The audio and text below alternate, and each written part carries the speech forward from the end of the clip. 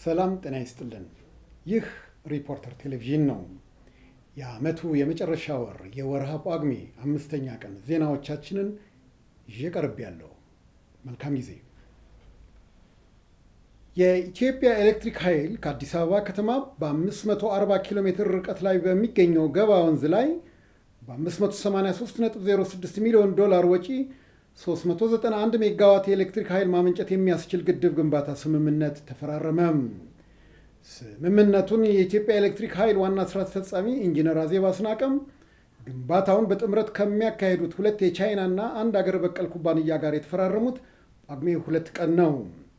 የውሃ መስኖና ኢነርጂ ሚኒስትሩ አቶ አለማየሁ ተገኑ ፕሮጀክቱ ኃይል ከማመንጨት በተጨማሪ 480 ሺህ ሄክታር መሬት በመስኖ የማልማት አቅም እንዳለውም ገልጸዋል።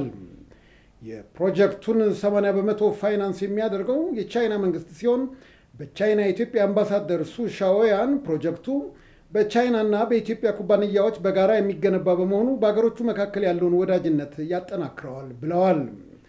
ከሁለቱ የቻይና ኩባንያዎች ጋር ፕሮጀክቱን በጋራ የሚሰራው ሱር ኮንስትራክሽን ኩባንያ በግንባታው 25 በመቶ ድርሻ የሚኖረው ሲሆን በአጠቃላይ የፕሮጀክቱ 40 በመቶ የሚሆነው ስራ በሀገር ውስጥ አቅም ይገነባል ተብሏል። ገባ ወንዝ ከሸካ ተራሮች ፈልቆ ኢሎ አባቦራ እና ጂማ ዞኖችን አቋርጦ ወደ ባሮ የሚፈስ ነው። መንግስት በሚያካሄደው የመልሶ ማልማት ፕሮጀክት በአዲስ አበባ ከተማም በመካከለኛው የከተማው ክፍል የሚኖሩ ነዋሪዎች ሳይፈናቀሉ ተመልሰው የሚሰፍሩበትን አሰራር ለመቀየስ አዲስ እቅድ አወጣም። ይህንን አዲስ እቅድ ተግባራዊ ለማድረግ የህግ ረቂቅ እየተዘጋጀ መሆኑን እናም ከመንግስት የልማት ድርጅቶች ይልቅ የግል ኩባንያዎች ላይ ትኩረት መደረጉን አንድ የከተማው ከፍተኛ ባለስልጣን ለሪፖርተር ገልጸዋል። ምንጮች እንደገለጹት ይህንን እቅድ ተግባራዊ ያደርጋሉ ተብለው የታሰቡት የሪል ስቴት ኩባንያዎች ቢሆኑም በዋናነት የሚመረጡት ግን በህብረተሰቡ ውስጥ ጥሩ ስም ያላቸውና በተሰጣቸው የግንባታ ቦታ ላይ ግንባታቸውን በተገቢው ጊዜ ያካሄዱ ኩባንያዎች ናቸው ተብሏል።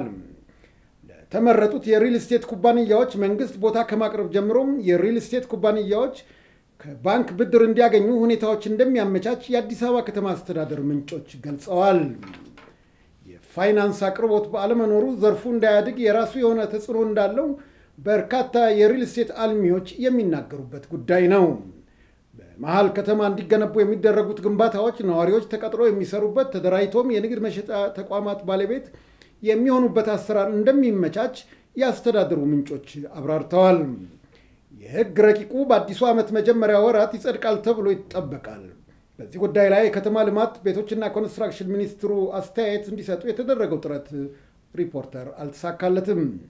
ይህ የህግ ረቂቅ እንደጸደቀ 4 ኪሎ አካባቢ የሚገኘው የመልሶ ማልማት አካባቢ የሙከራ ቀጠና እንደሚሆን መታወቁን የዘገበው ውድነህ ዘነበ ነው። የአዲስ አበባ መንገዶች ባለስልጣን በቀጣዩ ዓመት በ10 ቢሊዮን ብር ግንባታቸውን የሚያካሄደውን መንገዶችና የሚጀምራቸውን አዳዲስ መንገዶች ይፋ አደረገ።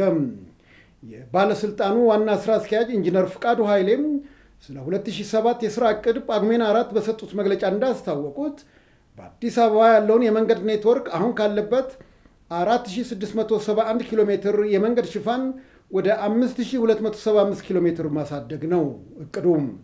ለታቀዱት ፕሮጀክቶች የሚያስፈልገው አጠቃላይ ወጪ 10 ቢሊዮን ብር ቢሆንም የአዲስ አበባ ከተማ አስተዳደር በአሁኑ ወቅት የፈቀደው 6.6 ቢሊዮን ብር ብቻ መሆኑንም ስራ አስኪያጁ ሳይናገሩ አላለፉም። አዲስ አበባ ከጅቡቲ ወደብ ጋር ለመገናኘት የምትጠቀምበት የመጀመሪያው አቃቂ ድልድይ በመሰንጠቁ ምክንያት በዚሁ ዓመት በፍጥነት ፈርሶ እንደሚገነባ ያመለከቱት ኢንጂነር ፍቃዱ ከቄራ አደባባይ ቂርቆስ ገበያ ደርሶ በኢትዮ ጅቡቲ የምድር ባቡር ህንፃ ምክንያት ከቸርቸር ጎዳና ጋር ሳይገናኝ የቀረውን መንገድ ህንፃውን በሚያልፍ ድልድይ ለማገናኘት በእቅድ መያዙንም አስታውቀዋል። ዮሐንስ አንበርብር ያደረሰው ዘገባ። የግብፅ የውሃ ሀብትና የመስኖ ሚኒስትር ሆሳም አልሞጋሃዚ ታላቁ የኢትዮጵያ ህዳሴ ግድብን እንዲጎበኙ በውሃ መስኖና ኢነርጂ ሚኒስቴር ግብዣ ተላከላቸው። የውሃ መስኖና ኢነርጂ ሚኒስትሩ አቶ አለማየሁ ተገኑ ለግብፅ አቻቸው የላኩት የግብዣ ደብዳቤ የግብፁ የውሃ ሀብት ሚኒስትር በመስከረም ወር መጀመሪያ ላይ ኢትዮጵያን እንዲሁም የህዳሴውን ግድብ እንዲጎበኙ የሚጠይቅ ነው። የግብዣው ምክንያትም በሁለቱ ሀገሮች መካከል የተጀመረውን ግንኙነት ለማዳበርና የትብብር መንፈስን ለማጠናከር መሆኑን ከሚኒስቴሩ የተገኘው መረጃ ያመለክታል። የዮሐንስ አንበርብር ዘገባ። በመጨረሻ አመጽ የሚያነሳሱ ጽሑፎችን ለሕዝብ እንዲደርሱ በማድረግ በሚል ተጠርጥረው ሐምሌ 28 ቀን ክስ በተመሰረተባቸው በፋክትና በአዲስ ጉዳይ መጽሔቶች ላይ በሌሉበት ፍርድ ሊሰጥ ነው። ጉዳዩን እየመረመረ የሚገኘው የፌዴራል ከፍተኛ ፍርድ ቤት 16ኛ የወንጀል ተረኛ ችሎት ጳጉሜ 3 ቀን በዋለው ችሎት በሌሉበት ፍርድ ለመስጠት ለመስከረም 8 ቀን 2007 ዓ.ም ቀጠሮ መያዙን የዘገበው ታምሩ ጽጌ ነው። የተከበራችሁ ተመልካቾቻችን ዜናዊው መሰናዶ አበቃ። ተጨማሪ ዜናዎችን እንዲሁም ልዩ ልዩ አምዶቻችን ከኢትዮጵያን ሪፖርተር ድረገጽ ማግኘት ይቻላል። መልካም የዓመት መጨረሻ። ወደ አዲሱ ዓመት 2007 በሰላም በጤና በደስታ የምትሸጋገሩ እንድትሆኑ ሪፖርተር መልካም ምኞቱን ይገልጻል። ሰናይ ጊዜ። ክብረት ይስጥልኝ። ሄኖክ ያሬድ ነኝ።